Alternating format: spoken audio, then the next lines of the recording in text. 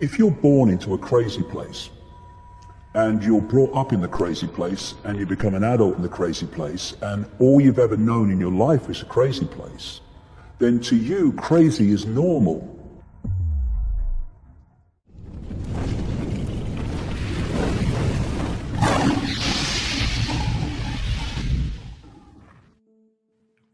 What happens when a cell gets poisoned is it secretes something called exosomes. And these exosomes, as they are released, and they're only released when the cell is poisoned, and it can be poisoned through many, many reasons. It can be toxicity. Wait for this one. It can be poison through stress and fear. You imagine the stress and fear that's going on in the world now during this lockdown. It can be caused by disease, infection, and it can be caused by electromagnetic fields, which will become very relevant when we get into 5G. Very interesting study that was from 1977. So in other words, they were looking at this technology a long time ago, even though they may have not been able to put it out in terms of a wireless network. And this was actually a CIA document that was declassified. And what it did is it studied mice who were exposed to frequency bands around 60 gigahertz, which is part of the stated range of 5G. So these are millimeter waves. They're much shorter wavelength than the current telecommunications technology, and they have different properties. And in these experimental mice, they demonstrated two findings that I think are very significant. One finding is that it caused suppression of the bone marrow, and the bone marrow is the part of our body where all our blood cells are made. So this caused low blood counts, white cells, red cells, which is known as anemia, and also platelets, which, if they're low enough, can cause bleeding problems. The other main finding from this study in the experimental mice was that the radiation disrupted the mitochondria's ability to take up oxygen. So mitochondria are a special organelle inside of our cells, and they're present in all mammal cells. And they're the energy factory of the cell. So they're the only part of the cell that can use oxygen to undergo a process called oxidative phosphorylation, which yields a lot of energy, way more than our other system, which is glycolysis, which is similar to fermentation.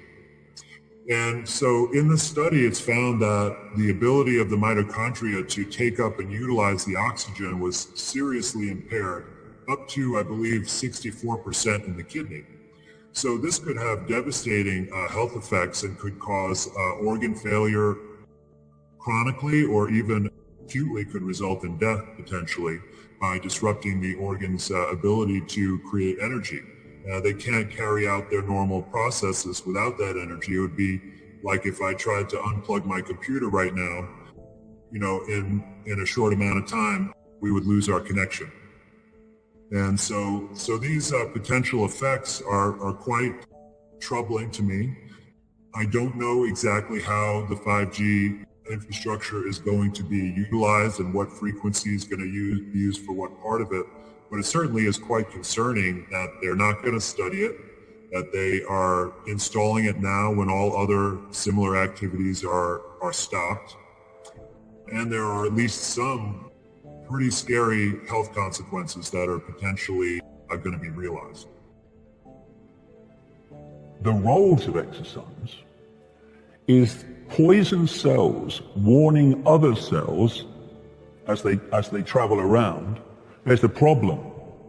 Get ready, look, there's a problem here. So all you have to do to get exosomes released is to have poison cells by these various reasons. What Kaufman started looking at was under the microscope pictures of exosomes, what they look like. And then he looked at an under the microscope picture of what is claimed to be COVID-19. These two were exactly the same. He then starts looking at the genetic makeup of the exosomes, which you will find in the lung fluid of people who have problems with the lungs, because the problems are generating the release of exosomes. And he looked at the genetic makeup claimed for COVID-19. They are exactly the same in every relevant way. An exosome and so-called COVID-19 even lock into the same cell receptors as each other. They are, as Kaufman has clearly shown, the same thing.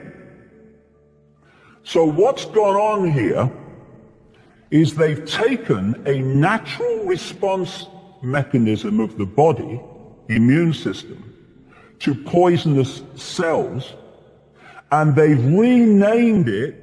Now this genetic material they've taken from the lungs of people, what is the basis of this test, will contain, by its very nature, these exosomes. So they're finding a natural human immune system response mechanism, this secretion from poison cells. I think I kind of realized early on that this was something that was risky to talk about. And, that's why I've generally not really brought it up or stayed away from it. However, if I thought that it was causing anyone to be ill at present, I would definitely not be afraid to talk about it. But it is very concerning that why would they censor this particular topic if there's really nothing for us to be concerned about? I mean, I think it's really important to realize that if people like me were just talking nonsense and we had no credibility, then why would we be censored? They could just point out that we're talking nonsense and no one would really listen, because I think, your viewers and other viewers out there of alternative media and citizen journalism, they're not naive and gullible people.